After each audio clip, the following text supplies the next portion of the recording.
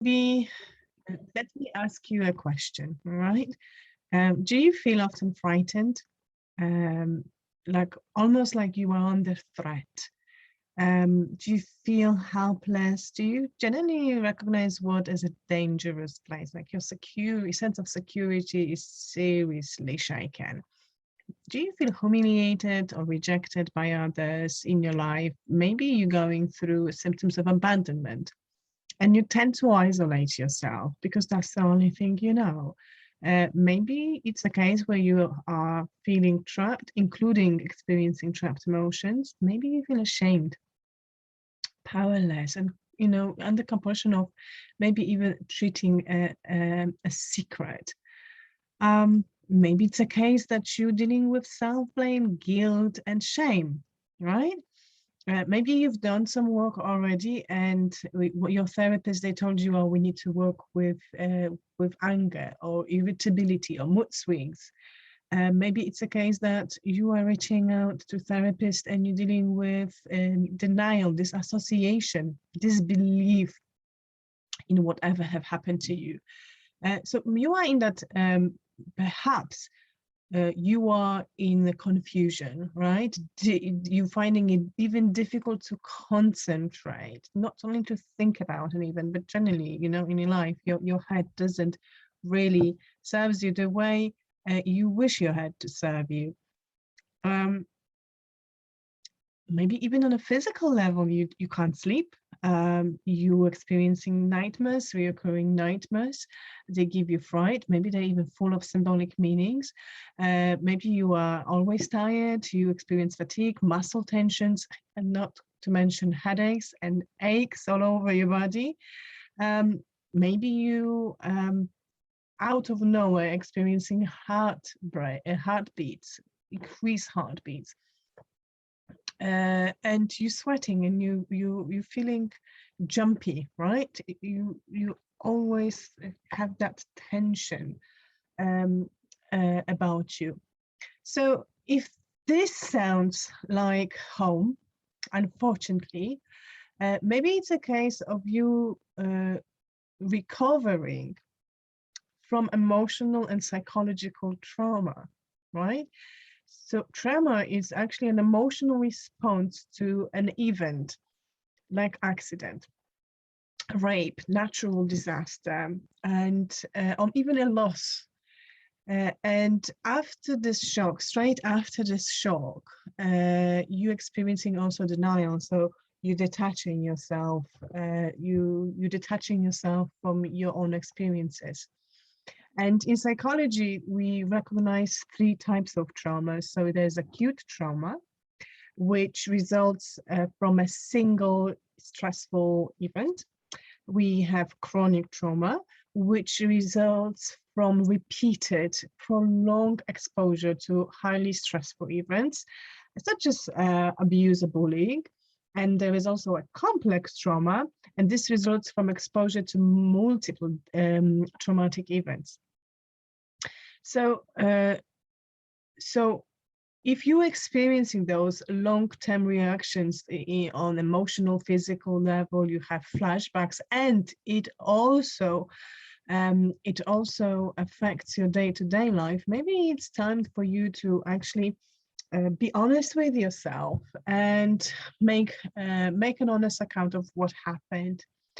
Uh, so the trauma can be caused by numerous reasons. Okay, so it could be one-of-time event where you experience injury, you go through accident, or it's any type of attack, and normally most of the times it goes back to your childhood. So childhood trauma results from anything that disturbs your childhood sense of security and safety and being loved. So that can include parental neglect, um, so, meaning they provide unsafe environment. So maybe you were neglected, maybe they're going through separation, maybe they were going through serious illness.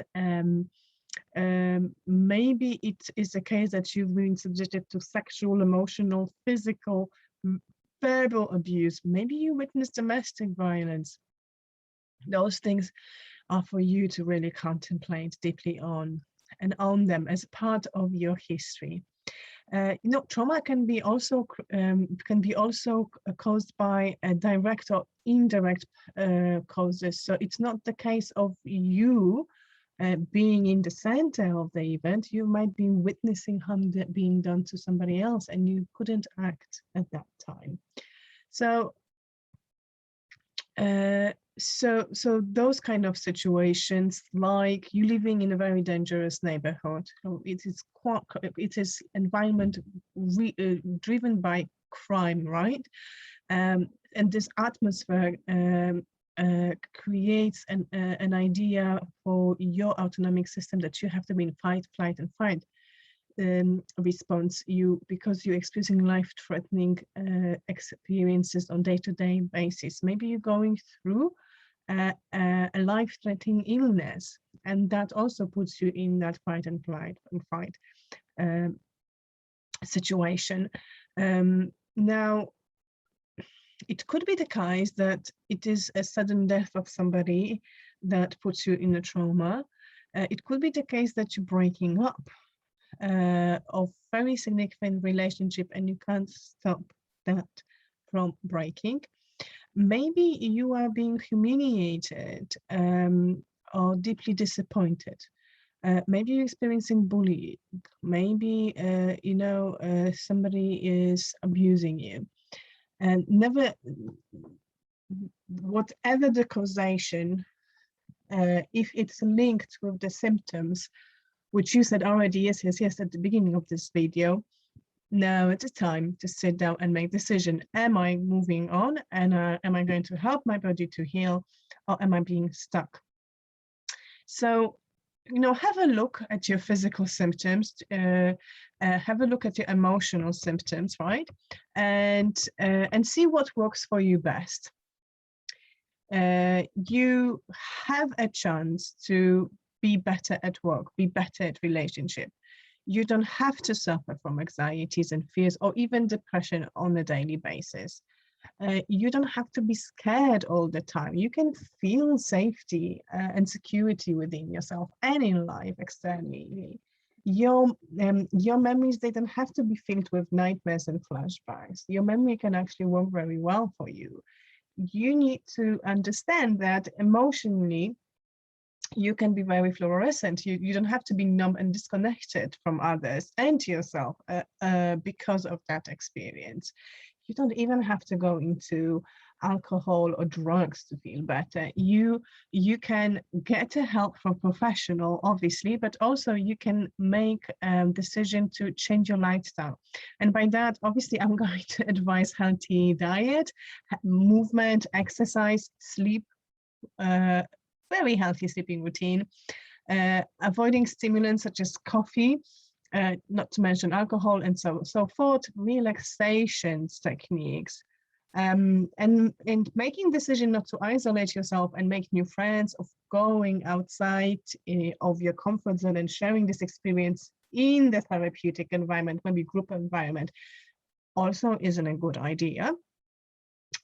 What else will work for you is maybe a breathing exercises, deep breathing exercises, and concentrating on your sensory experiences. So, have a look what light works for you, how smell or taste calms you down. Make that investigation about you, what kind of tunes of music or maybe holy books work for you to soothe you. Think about grounding exercises. Is it the case that you can sit on the chair and feel your feet on the floor? Is it the case that you can go to the garden, take off your socks and walk on the grass? Is it the case that you can go outside to the park or maybe a trip and smell, feel the wind on your face? Get in touch with yourself, basically, because with trauma you most likely are a subject of desensitization, numbness, and disassociation. So we sort of want you to come back to your body. Allow yourself to feel what you feel, obviously in a very safe environment, and don't think that it is only you who is this in situation. However, if trauma symptoms are prolonged, and they last longer than a few days or even a few months, you might want to consider whether you are subject to PTSD, which is post-traumatic stress disorder. This is psychological trauma, and it doesn't ease up as quickly as symptoms of trauma. It is more complex.